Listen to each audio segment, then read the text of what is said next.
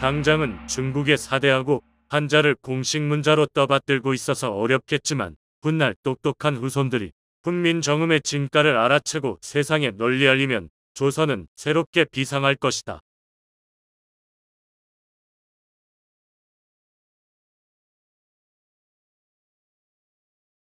1897년 정동 독립신문사 사무실 한쪽 구석에서는 인쇄공들이 다응호 독립신문을 수동인쇄기로 출력하느라 분주하게 움직이고 있다.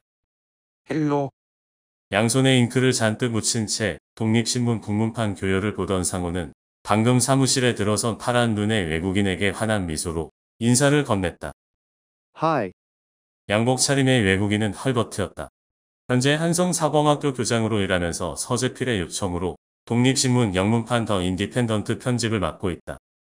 헐버트는 배제야 땅에서도 한동안 영어를 가르쳤는데 그때 국문 연구에 관심을 보이던 고학생 상호를 눈여겨보고 자신이 운영을 책임지던 산문출판사에서 한동안 데리고 있었다. 중국문 독립신문 발간을 준비하던 서재필에게 상호를 소개했다. 서재필도 주목하던 학생이라서 흔쾌히 승낙하고 상호에게 독립신문사 회계사무와 교열 보는 일을 맡겼다. 그날 이후 상호는 업문조필로 불렸다. 주군, 국문 연구는 잘 되고 있습니까?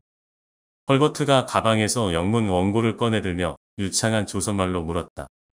제가 과문한 탓에 진전이 더딥니다. 상호는 머리를 극적이며 멋쩍게 웃었다.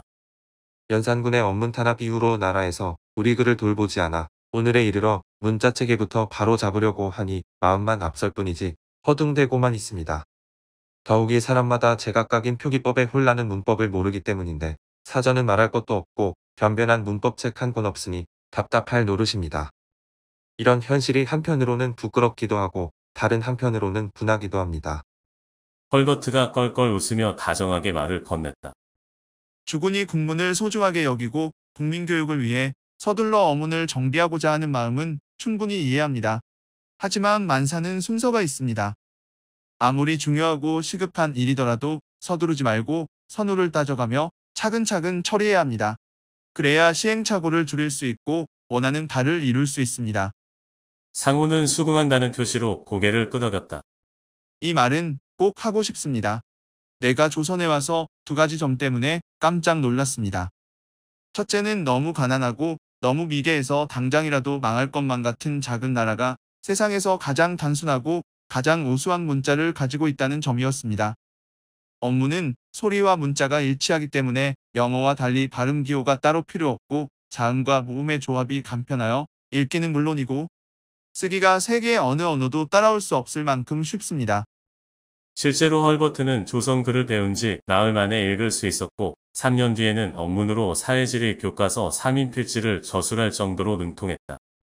3인필지는 교과서로 널리 사용되다가 훗날 통감부에 의해 금서로 지정되었다. 둘째는 현존하는 문자 중에서 가장 훌륭한 문자를 가졌음에도 불구하고 정작 조선인들은 그 진가를 모른다는 점이었습니다. 그런 업문을 놔두고 한문 운운하고 있으니 내가 오죽 답답했겠습니까?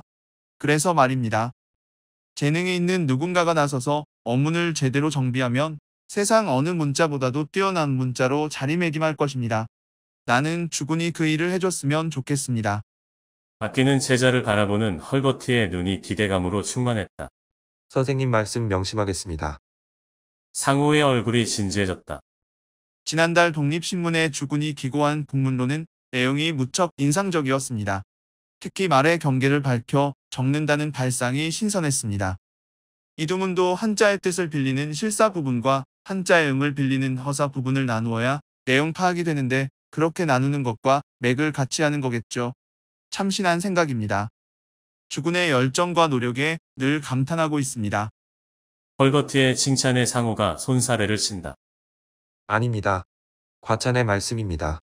현재 표기법은 전통적 표음주의에 입각하여 소리대로 적고 있습니다. 그러다 보니 사람마다 표기가 달라서 혼란을 초래하고 있습니다.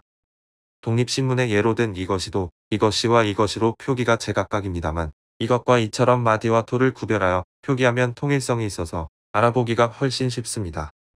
앞으로도 계속 연구해서 원래의 형태를 밝혀 적는 표기법을 동사나 형용사 같은 용언에도 적용하려고 합니다. 상호는 용언 역시 어간과 어미로 구별하되 호간의 마지막 금절의 받침을 올려 표기하려는 생각을 갖고 있었다. 이처럼 그의 형태론적 인식은 체언에서 용언으로 확장되지만 용언의 활용에 대하여 본격적으로 논의한 것은 그로부터 한참 지난 뒤인 1906년에 쓴 자신의 저술 대한국어문법에서였다. 앞에서 언급한 체언의 형태주의 표기법 관련 내용은 독립신문 1897년 9월 28일자 제1면 논설란에 실렸다. 이처럼 19세기 말에서 20세기 초에 이르는 시기 어문불일치로 고민하던 조선 지식인들의 공통 과제는 생각하는 대로 쓰고 쓰는 대로 읽는 문자 체계를 세우는 것이었다. 훈민정음이 이미 소리대로 쓰는 문자를 완성했다면 주시경은 그 위에 한 걸음 더 나아가 소리의 마디 위에 말의 마디를 세움으로써 다시 말의 생각의 단위대로 쓰는 문자를 만들고자 했다. 훈민정음이 의문의 해방이었다면 주시경의 마디와 토라는 형태 인식은 사고의 해방이었다. 이러한 시도는 훗날 언어는 구조다라는 구조주의적 관점을 예고한 선구적 형태로 평가할 수 있다. 그럼 시서도나 시서도가 아니고 시서도라고 쓰겠군요. 주군의 말처럼 원래의 형태를 밝혀 적기 때문에 마디 부분에 의미가 생기고 분명해 보이긴 합니다. 하지만 그렇게 쓰면 문제점도 있습니다. 먼저 소리대로 표기할 때보다 훨씬 복잡하고 생소해서 사람들이 몹시 어려워할 것 같습니다. 결국 마디 부분을 모아 쓰자는 말 같은데 외국인인 나도 그런 표기 방식이 무척 어렵게 느껴집니다. 다음은 받침 문제입니다. 당장 마타도만 해도 원래의 형태를 살려서 적기 위해 마타도라고 쓰면 티읕 받침은 초성에만 쓴다는 초성 동용 팔자의 규칙에 어긋나지 않습니까? 헐버트의 지적은 날카로웠다. 선생님도 박성원의 정음 통석을 읽어보셨군요. 그 책에 나오는 초성 독용 팔자와 초성 종성 통용 팔자 규칙이 저의 발목을 잡고 있습니다. 500년 가까이 팔종성만을 쓰고 특정 자음은 초성으로만 썼는데 어느 날 갑자기 원래의 형태를 밝혀 적는다며 모든 자음을 종성으로 사용하자고 하면 너무 파격적이라서 받아들이기가 쉽지 않을 것 같습니다. 올해 봄에 국문식을 찬술하고 새 받침서를 여러 것들에게 설명했지만 호응이 없던 터라 상호는 한숨을 내쉬었다. 그렇죠. 언중은 보수적이라서 기존에 쓰던 것은 좀처럼 바꾸려고 하지 않습니다. 그 점에 유의하고 동성과 관련이 있는 옛 문헌을 샅샅이 찾아보기 바랍니다. 그렇게 객관적인 근거를 찾아야 합니다. 나도 국문을 처음 연구할 때 서양인 신부나 선교사가 만든 조선어, 사전이나 문법책을 참고했고 최근에는 이들을 연구하느라 고전도 열심히 뒤지고 있습니다. 저의 짧은 소견으로도 초성으로 쓰는 자음은 모두 종성으로도 쓰는 것이 맞고 우리 세종장헌대왕님이 그것을 모르셨을 리 없다고 생각합니다.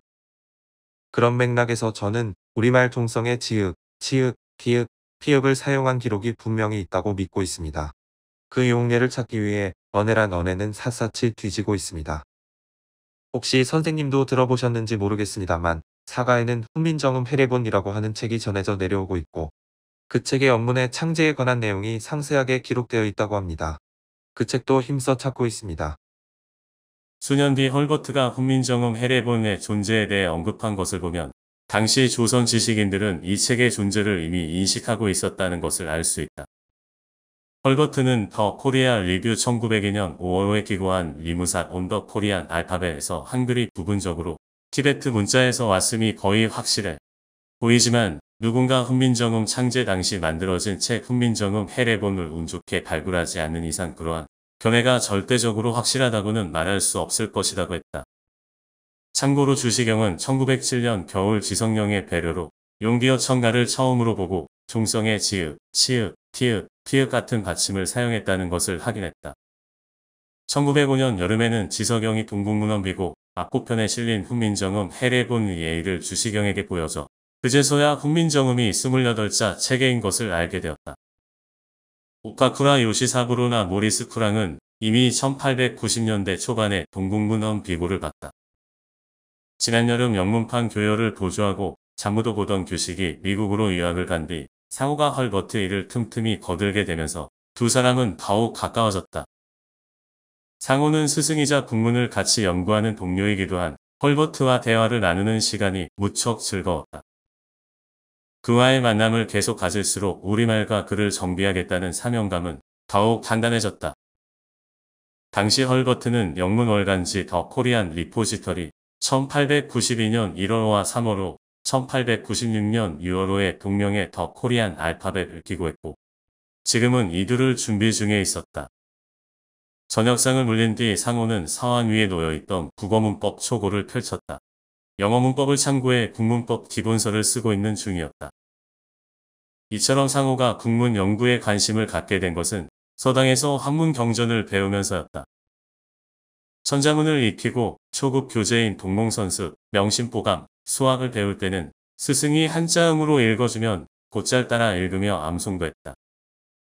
하지만 심화교재인 논어, 시경, 춘추와 같은 사서오경의 경전을 배우기 시작하면서 사정이 달라졌다. 암송은커녕 따라 읽기조차 벅찼다. 내용도 스승이 경전의 구절을 읽어준 뒤 뜻을 우리말로 풀이해줘야 간신히 알아들었다. 같이 수학하는 다른 학동들의 사정도 마찬가지였다. 상황이 이렇다 보니 온전한 공부가 될 리 만무했다. 이럴 거면 애초에 배우기 쉬운 우리말과 글로 공부하면 되지. 굳이 끝도 없는 어려운 한문 공부에 오랜 시간 매달릴 필요가 있을까라는 의문이 자꾸 들었다. 답답해서 스승에게도 여쭤봤지만 한문은 진서고 학문의 도구이므로 부지런히 암송하라는 대답만 돌아올 뿐이었다. 14살 무렵에 이미 토가아가 앞말의 받침 유무에 따라 달리 쓰이는 규칙을 스스로 깨칠 정도로 영리한 상으로서는 납득하기 어려운 설명이었다. 그러던 어느 날 배제학당 교사가 운영하는 야학에서 서양 문명국가는 모두 자신의 말과 글을 가지고 있다는 말을 듣고 자신이 옳았다는 생각을 갖게 되었다. 앞에서 주상옥과 우리말의 토시 사용에 관한 하나의 규칙을 스스로 깨달았다고 했는데 이 통찰이 중요했던 이유는 소리가 아닌 형태를 기반으로 우리말의 규칙을 인지하기 시작했다는 점이다. 그는 우리말의 문법적 기능이 앞단어의 형태에 따라 달라지는 형태론적 규칙을 본능적으로 발견했고 훗날 그가 주장하게 될 마디와 토의 구별이라는 혁명적인 개념의 씨앗이 되었다. 이는 소리의 변화에도 불구하고 원래의 형태를 밝혀 적어 의미를 보존하겠다는 형태주의 표기법으로 이어졌으며 우리말의 형태소 개념이라 할 수 있는 느시를 서구 언어학의 모르펜 개념보다 수십 년 앞서 정립하게 되는 선구자가 되었다.